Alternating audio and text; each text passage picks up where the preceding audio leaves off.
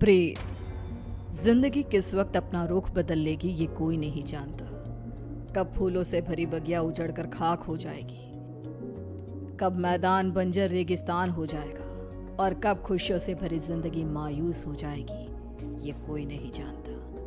ये कहानी है कनिष्का की, जिसे अंदाजा भी नहीं था कि उसके जीवन का अगला पल उसके लिए क्या लाने वाला था।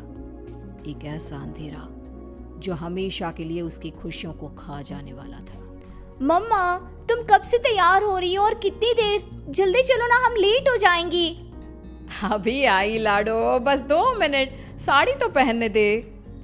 लगता है आप भूल गई है कि आज मेरी कॉन्वोकेशन सेरेमनी है और मैं फर्स्ट आई हूँ। आज के दिन मैं लेट नहीं हो सकती मम्मा। इसीलिए तो समय लग रहा है लाडो। जिसकी बेटी फर्स्ट आई है उसे तैयार भी तो फर्स्ट क्लास होना पड़ेगा ना। कनिष्का बचपन से ही पढ़ाई में बहुत तेज थी। हमेशा फर्स्ट आना, एक्स्ट्रा करिकुलर एक्टिविटीज में पार्टिसिपेट करना और अपने घर वालों का नाम रोशन करना, ये सब उसके लिए आम था। हड़बड़ाते हुए अपनी मम्मी और पापा के साथ कनिष्का अपने कॉन्वोकेशन में चली जाती है। I must say, Mr. and Mrs. Verma, you are very lucky जो आपके घर इतनी होनहार बच्ची पैदा हुई, वरना इस उम्र में तो अक्सर लड़के और लड़कियां भटक जाते हैं। पर कनिष्का दिन रात अपनी पढ़ाई में लगी रही और आज उसने हमारे कॉलेज का नाम पूरे स्टेट में रोशन किया है। स्टेज पर जाकर कनिष्का अपनी डिग्री लेती है। उसके लिए आज का दिन बेहद खुशी का था और वो इस पल को हमेशा के लिए कैद कर लेना चाहती थी। चारों तरफ खुशी का माहौल था। तभी कनिष्का की फ्रेंड्स उसके पास आती हैं। कनिष्का, इस बार तो हमें पार्टी चाहिए। हर बार तू बचकर निकल जाती है। अरे कौन सी मेरी जॉब लग गई है, इतनी भी बड़ी बात नहीं हुई है। अब बस लंदन यूनिवर्सिटी में मेरा एडमिशन हो जाए तब पार्टी पक्की। तुम लोग कनिष्का की बातें तो रहने ही दो, मैं दूंगी पार्टी। आफ्टर ऑल कॉलेज की डिग्री मिल गई है मेरी बच्ची को। She is a graduate now. तो आज रात को मेरे घर पर पार्टी रहेगी, तुम सभी को आना है। रात को सभी पार्टी में आते हैं। सभी बच्चे नाच कूद रहे होते हैं। तभी कनिष्का खिड़की पर जाकर बाहर देखती है, जहां सामने के घर की छत पर बैठी एक औरत उसे लगातार घूरे जा रही थी। ये मिस्टर शाह के घर में ये औरत कौन है? वो तो अकेले रहते हैं। तभी वहां कनिष्का की फ्रेंड आ जाती है। तू यहाँ रात को बाहर तारे देख रही है क्या? चल ना, सब कितना एंजॉय कर रहे हैं। कनिष्का नेहा के साथ चली तो जाती है, पर उसे बहुत अजीब महसूस होने लगता है, मानो कोई सदियों पुराना दुख उसकी आत्मा को याद आ गया हो। ये अचानक मुझे रोने का मन क्यों कर रहा है? और ये स्मेल कहाँ से आ रही है? मम्मी, मम्मी लगता है कोई पार्टी में नॉनवेज ले आया है। Are you gone mad, Kanishka? We all know कि तुम्हारी फैमिली वेजिटेरियन है। तो ये सड़ी हुई मछलियों का गंध कहाँ से आ रहा है? क्या मजाक है ये? ये कहकर कनिष्का जोर जोर से चीखने लग जाती है। कनिष्का की आवाज सुनकर गौतम वहां आता है। ड्रामा मत करो कनिष्का, बस इसी कारण से ही मैं पार्टी वार्टी पसंद नहीं करता। चलो जाओ जाओ अपने कमरे में। सभी अपने अपने घर चले जाते हैं और इसके बाद कनिष्का का बिहेवियर और भी खराब होता जाता है।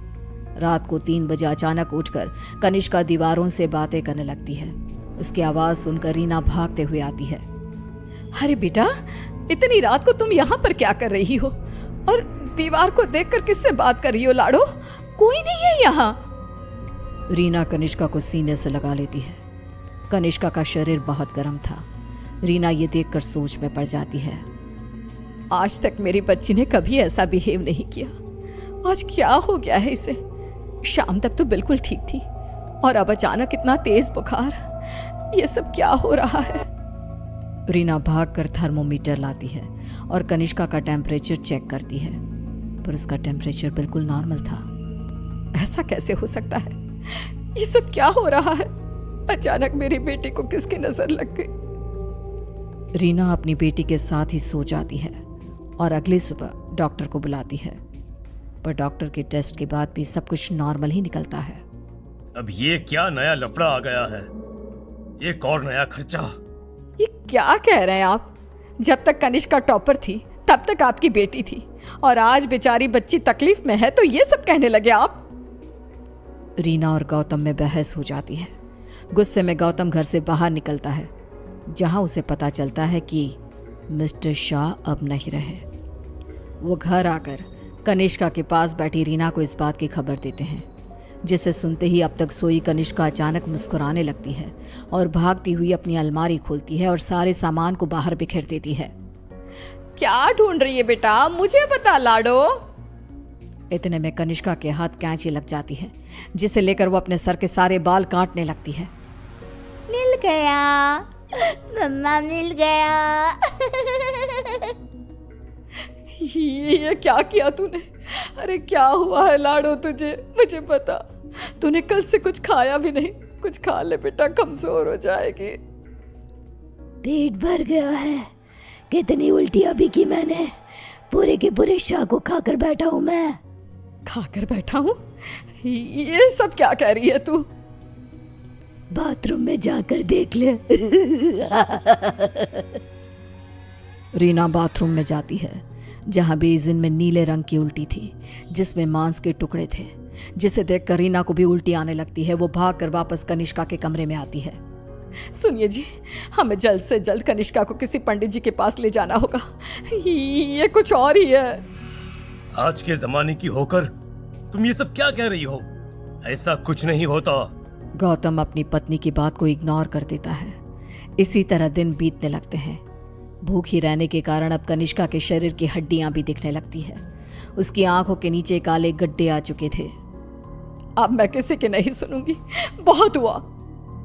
रीना अपनी जान पहचान के एक पंडित जी को अपने घर पर लेकर आती है, जो कनिष्का की हालत देखकर ही समझ जाते हैं।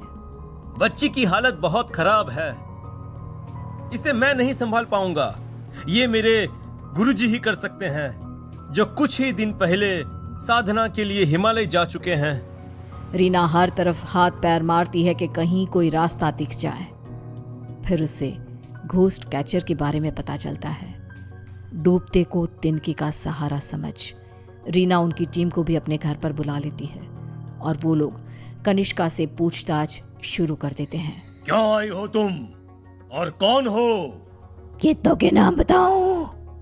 मतलब तुम एक से ज्यादा हो, एक से ज्यादा हो इस लड़की के शरीर में। बताओ बताओ कितने हो? हम 42 प्रेत हैं। कनिष्का की बात सुन वहां मौजूद सब लोग हैरान रह जाते हैं। उसके शरीर में बसे इन प्रेतों को निकालना अब किसी के बस में नहीं रह गया था। उसी शाम कनिष्का की मृत्यु हो जाती है, जिसका सदमा रीना बर्दाश्त नहीं कर पाती और सब कुछ छोड़ अपनी बेटी के साथ हुए इस हादसे के पीछे की वजह का पता लगाने निकल पड़ती है।